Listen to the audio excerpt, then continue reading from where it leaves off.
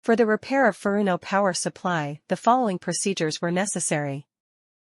Replacement of various electronic components and general cleanup of the unit. For testing, we use one LED of 5 volt. When we turn on the power supply, the unit reacts accordingly and we can see the LED lighting up.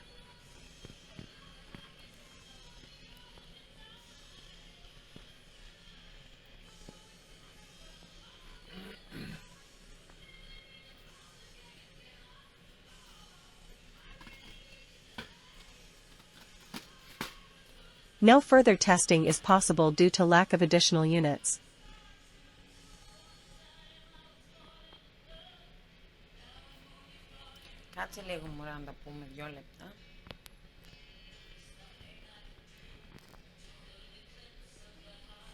It is now clear that the Furuno power supply is working properly and is ready to be delivered to the customer.